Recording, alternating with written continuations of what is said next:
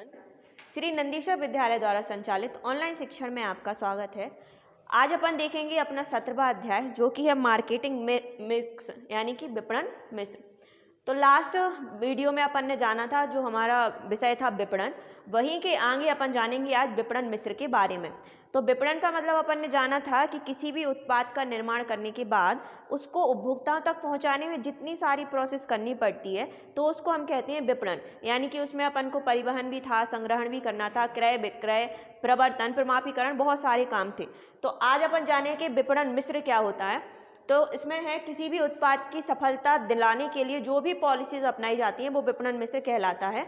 अब जैसे कि क्या होता है, किसी भी उत्पाद में उसकी ब्रांड होती है, ट्रेडमार्क होता है, प्राइस, मार्केटिंग, एडवर्टाइजमेंट, ये सारी चीज़ें विपणन मिश्र के अंतर्गत सम्मिलित की जाती हैं। तो जब किसी भी उत्पाद का निर्माण होता है तो उत्पाद का निर्माण करने के बाद में उसकी लेबलिंग की जाती है, लेबल लगाया जाता है, पैकेजिंग की जाती है, एडवर्टाइजमेंट किया जाता है, मार्केटिंग की जाती है।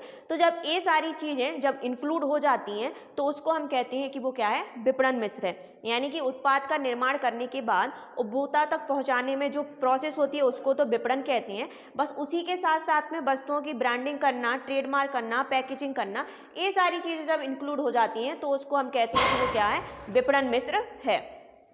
अब अपन जानते हैं कि विपणन मिश्र के कौन कौन से एलिमेंट होते हैं, अर्थात कौन कौन से तत्व होते हैं जो विपणन मिश्र के अंतर्गत सम्मिलित किए जाते हैं।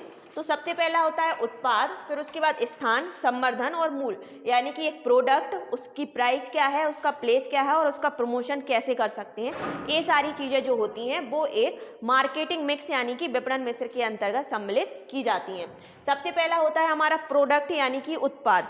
तो सबसे पहली बात होती है कि किसी भी उत्पाद का जब प्रोडक्शन किया जाता है यानी कि मार्केट में लाया जाता है तो सबसे पहली इंपॉर्टेंट चीज़ रहती है कि उसकी प्लानिंग कर लेना। यानी कि जो उत्पाद आप बाजार में लाने वाले हैं वो माल ग्राहकों की मांग के अनुसार है या नहीं, वो कितना उस उत्पाद में इंटरेस्ट रखते हैं। यानी कि सबसे पहले उस चीज़ की प्लानिंग कर लेना कि आसपास का वातावरण कैसा है, मार्केट कैसा है, जो कस्टमर हैं वह उस उत्पाद को खरीदेंगे या नहीं खरीदेंगे, इसके बाद भी हमें क्या करना पड़ेगा, उस चीज़ को बाजार में लाना पड़ेगा। तो सबसे पहले है जो प्रोडक्ट हम बाजार में लाने वाले हैं उस चीज़ का पहले से प्लानिंग कर लेना, नियोजन कर लेना, उसके बाद में जानकारी ले लेना।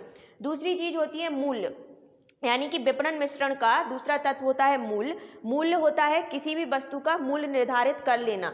अर्थात क्या होता है, जब किसी भी वस्तु का निर्माण किया जाता है तो उसकी लागत होती है जो उसमें पैसा लगता है, उसके बाद इलेक्ट्रिसिटी देना, भाड़ा देना, मजदूरी देना, ये सारी चीज़ें जब इंक्लूड हो जाती हैं तो कॉस्ट और अपना प्रॉफिट दोनों जोड़ने के बाद में वस्तुओं का मूल्य निर्धारित किया जाता है। कभी कभी ये मूल्य होता है वो मांग के नियम के अकॉर्डिंग भी अपन निर्धारित कर सकते हैं। जैसे कि अपने पास स्टॉक बहुत कम है और वस्तुएं की मांग बहुत कम है तो वस्तुओं का मूल्य क्या हो जाता है, बहुत ज़्यादा कम हो जाता है। लेकिन अपने पास क्या होता है, स्टॉक तो बहुत कम है और डिमांड बहुत ज़्यादा है तो हम वस्तुओं का मूल्य बढ़ा देते हैं। तो मांग के नियम के अनुसार वस्तुओं का मूल्य निर्धारित किया जाता है। दूसरी चीज़ होती है कि वस्तुओं का मूल्य ना तो बहुत अधिक रखना चाहिए ना ही बहुत कम करना चाहिए। जिस प्रकार से वस्तु है उसका उसी प्रकार से मूल्य निर्धारित करें ताकि हम बाजार में उस वस्तु को बेच सकें। तीसरी चीज़ होती है स्थान। सबसे पहली चीज़ होती है कि किसी भी व्यक्ति को अपना जो व्यवसाय का स्थान है वो ऐसे स्थान पर रखना चाहिए जहां पर एक सामान्य उपभोक्ता आसानी से उस स्थान पर जाकर वस्तु को क्रय कर सके। अब ऐसा नहीं है कि इस स्थान पर आप बाजार खोल के बहुत दूर उसकी आपने अगर कोई शॉप खोलते हैं तो बाजार उस हिसाब से विकसित नहीं हो पाएगा। इसीलिए आपको साथ ही साथ क्या होता है, अपन कस्टमर को जब कोई माल बेचते हैं तो बेचने के बाद अपन को सही समय पर और सही स्थान पर वो वस्तु उनको उपलब्ध करा देनी चाहिए, उसको कहते हैं हम स्थान। लास्ट आता है हमारा संवर्धन। इसका मतलब होता है प्रमोशन। प्रमोशन को बोल सकते हैं कि जैसे कि किसी भी मार्केट में अपनी 100 वस्तुएं बिक रही थी तो अपन को क्या करना है, उन्हीं वस्तुओं को अधिक मात्रा में बिक्री को बढ़ाना है। तो आप उन बिक्री के ऐसे कौन कौन से तरीकों को अपनाएंगे जिसके कारण वस्तुओं का संवर्धन ज़्यादा से ज़्यादा बढ़ सके। जैसे कि मान लीजिए आप फ्री ऑफ कॉस्ट ग्राहकों को माल बेचते हैं, डिस्काउंट लगा देते हैं, बहुत सारी चीज़ें कर देते हैं जिसके कारण वस्तुओं का संवर्धन हो जाता है। तो इस प्रकार अपन ने अभी देखा विपणन मिश्रण के 4 तत्व होते हैं। उत्पाद, उसका मूल्य क्या होता है, सही समय पर और सही स्थान पर उपभोक्ताओं को वस्तुएं उपलब्ध कराना, और वस्तुओं की बिक्री को बढ़ाने के लिए कौन कौन सी प्रोसेस की जाती हैं उसको कहते हैं हम संवर्धन। चलिए अब अपन जानते हैं कि विपणन मिश्रण को प्रभावित करने वाले कौन कौन से तत्व होते हैं, यानी कि ऐसे कौन से चीज़ें हैं जो कि एक विपणन मिश्रण यानी कि वस्तुओं की ब्रांड क्या है, ट्रेडमार्क क्या है, पैकेजिंग क्या है, एडवर्टाइजमेंट क्या है, इन सारी चीज़ों को इफेक्ट कर सकती हैं। तो सबसे पहले होता है उपभोक्ता का व्यवहार, यानी कि किसी भी व्यवसाय के अंतर्गत अपन देखें तो उपभोक्ता हमारे प्रमुख होते हैं, क्योंकि अगर किसी भी व्यवसाय के अंतर्गत उपभोक्ता नहीं होंगे तो हम आगे का व्यवसाय उस पर कर ही नहीं सकते हैं, क्योंकि जब तक उपभोक्ता डिमांड नहीं करेंगे, वस्तुएं जब तक बिक्री नहीं होंगी। तो एक उपभोक्ता किस प्रकार की मांग करता है, उसकी रुचि क्या है, फैशन के अकॉर्डिंग किस प्रकार की चीज़ों की मांग करता है, वह सारी चीज़ें होती हैं वह विपणन मिश्रण को प्रभावित करती हैं। मान लीजिए आप किसी भी वस्तु का एडवर्टाइजमेंट कर रहे हैं और वो चीज़ें उपभोक्ताओं को पसंद नहीं हैं, तो एडवर्टाइजमेंट पर जो किया गया व्यय है वो सारा का सारा वेस्ट हो जाएगा। तो उपभोक्ता किस प्रकार व्यवहार करता है, किस प्रकार की वस्तुओं की डिमांड करता है, किस प्रकार वो रुचि रखता है, फैशन के अकॉर्डिंग किस प्रकार की वस्तुएं चाहिए हैं, ये सारी चीज़ें हमारे विपणन मिश्रण को प्रभावित करती हैं। दूसरा होता है सरकारी नियंत्रण। अब इसके अंतर्गत क्या होता है, सरकार की बहुत सारी नीतियां रहती हैं, जैसे कि बहुत सारे बार सरकार बहुत सारी वस्तुओं के उत्पादन पर रोक लगा देता है, विज्ञापन पर रोक लगा देता है। वो जो चीज़ें मतलब अपन सोचते हैं, व्यवसाय सोचता है अच्छा है, वो सरकार के नज़रिए में अच्छी नहीं होती हैं। तो सरकार का जब नियंत्रण किसी भी व्यवसाय के पर पड़ता है तो विपणन मिश्रण उस समय प्रभावित हो जाता है। तीसरी चीज़ होती है प्रतिस्पर्धा।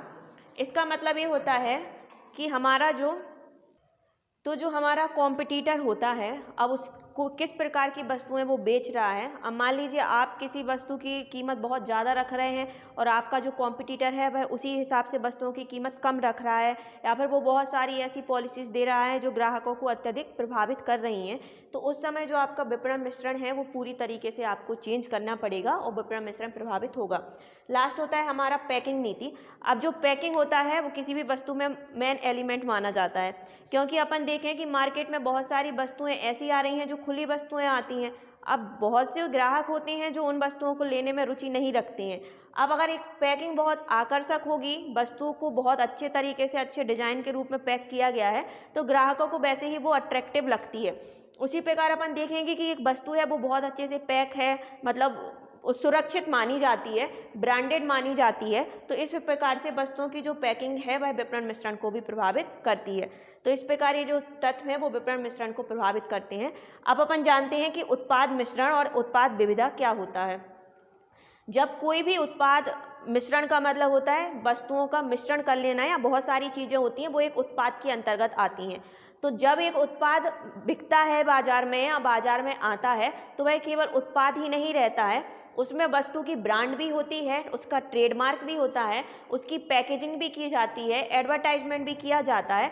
कुल मिलाकर ये जो सारी चीज़ें होती हैं जब वो किसी उत्पाद के अंतर्गत आती हैं तो हम वो कहते हैं कि उसमें उत्पाद मिश्रण है, यानी कि उसकी brand, trademark, packaging, advertisement, labelling भी अपन इसके बारे में अभी जानकारी लेते हैं। तो ये सारी चीज़ें जब मिक्स होकर आती हैं किसी उत्पाद के अंतर्गत तो उसको हम कहते हैं कि वो है उत्पाद मिश्रण या उत्पाद विविधता। अब अपन जानते हैं कि एक ब्रांड क्या होती है, उसकी विशेषताएं क्या होती हैं और उसका महत्व क्या होता है। अब अपन जानते हैं उत्पाद मिश्रण या अर्थात उत्पाद विविधता के अंतर्गत कौन कौन सी चीज़ें आती हैं। तो आज अपन जानेंगे कि ब्रांडिंग के बारे में, यानी कि ब्रांड क्या होती है। तो आपने सुना होगा कि बहुत सारे प्रोडक्ट जो होते हैं तो उनमें से कुछ प्रोडक्ट ब्रांडेड रहते हैं और कुछ नॉर्मल चीज़ें रहती हैं। तो बहुत सारे कस्टमर ऐसे होते हैं जो ब्रांडेड चीज़ों को यूज करना ज़्यादा अच्छा मानते हैं, क्योंकि एक तो चीज़ों पे ब्रांड अच्छी होती है तो मतलब उत्पाद की क्वालिटी अच्छी होगी, मूल्य भी बहुत ज़्यादा रहता है जो ब्रांडेड चीज़ें रहती हैं। तो यानी कि ब्रांड क्या होती है, किसी भी वस्तु की एक पहचान चिन्ह होती है या संकेत होता है जो उस वस्तु पर लगा रहता है, जो ये प्रदर्शित करता है कि वह वस्तु ब्रांडेड है। जैसे कि आपने देखा होगा नोकिया का मोबाइल रहता है या MRF के टायर आते हैं, या फिर बहुत सारी जैसे कि कॉस्मेटिक चीज़ें देख लें अपन, लैक्मे का होता है और भी बहुत सारी ब्रांड जो रहती हैं, तो उन पर क्या होता है एक अलग से उनका पहचान चिन्ह रहता है, ताकि अपन जान सकते हैं कि ये चीज़ पर्टिकुलर उसी ब्रांड की है, ये उसकी पहचान चिन्ह होती है। दूसरी चीज़ होती है कि जो हमें ब्रांड रहती है किसी भी वस्तु की, उसको अपना क्या करना चाहिए, रजिस्ट्रेशन करा लेना चाहिए। नहीं तो क्या होता है दूसरी कंपनी वाले भी उससे मिलता जुलता है या उसी की तरह अगर लोगो यूज कर लेंगे तो कस्टमर भी क्या हो जाएंगे, कन्फ्यूज हो जाएंगे कि हम किस ब्रांड की चीज़ को यूज करें, अर्थात कौन सी ब्रांड असली है। तो ब्रांड होती है किसी भी वस्तु की पहचान चिन्ह या संकेत होता है, उसको अपन क्या कर सकते हैं, एक अक्षर हो सकता है, संकेत हो सकता है, या चिन्ह के रूप में भी प्रदर्शित इसको अपन कर सकते हैं। तो उस चीज़ को अपन कहते हैं ब्रांडिंग। अब अपन देखते हैं ब्रांडिंग का महत्व क्या होता है। तो ब्रांडिंग का महत्व हमारे उत्पादकों को भी होता है, उपभोक्ताओं को भी होता है और मध्यस्थों को भी होता है। तो सबसे पहले देखते हैं कि उत्पादक को क्या लाभ होता है। तो उत्पादक से यहाँ से उस व्यक्ति से होता है जो वस्तुओं का प्रोडक्शन करता है, यानी कि जो वस्तुओं का निर्माण करता है, ऐसे व्यक्ति को अपन कहते हैं उत्पादक। अब अगर उत्पादक ब्रांडेड वस्तुओं को विक्रय करता है तो उसको कौन कौन से प्रॉफिट होते हैं। सबसे पहला होता है मूल्य नियंत्रण।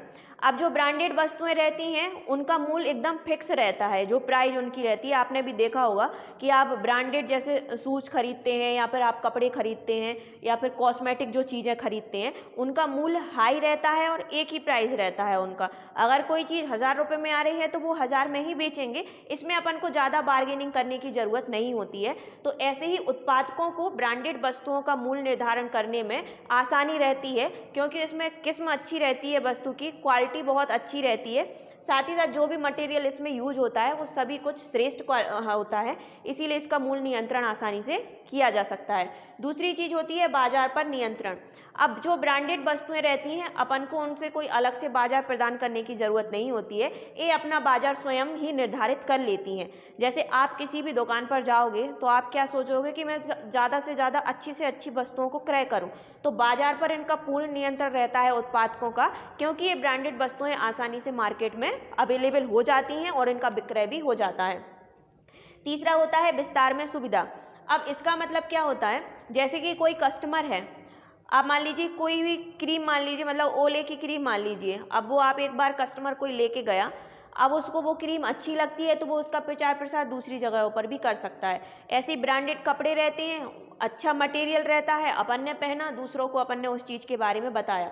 तो जो ब्रांडेड वस्तुएं रहती हैं उनका बाजार में विस्तार स्वयं ही हो जाता है, अर्थात प्रचार प्रसार ग्राहकों के द्वारा हो जाता है और बाय टेलीविज़न और न्यूज़पेपर इन सारी चीज़ों में भी हो जाता है, तो विस्तार करने में सुविधा हो जाती है। चौथा होता है पुनः विक्रय। सीधी सी बात है, आप किसी दुकान पर जाकर कोई भी चीज़ खरीदते हैं जो ब्रांडेड है, अब आपको वो चीज़ अच्छी लगेगी तो आप दोबारा उस दुकान पर जाओगे और वो चीज़ खरीदोगे, तो इसका पुनः विक्रय भी हो जाता है, यानी कि एक बार खरीदने के बाद वो चीज़ अच्छी रहती है तो आप उस वस्तु को दोबारा से दोबारा बार बार खरीदने के लिए इच्छुक होते हैं। तो इस प्रकार ये हुए उत्पादकों को ब्रांडेड वस्तुओं के क्या लाभ होते हैं। अब अपन देखते हैं मध्यस्थों को क्या लाभ होते हैं। तो मध्यस्थ से यहाँ से उन व्यक्तियों से होता है जो कि क्या करते हैं, जैसे अपन ब्रोकर्स बोलते हैं ना, उन्हीं को अपन कहते हैं कि वो क्या होते हैं, मध्यस्थ होते हैं।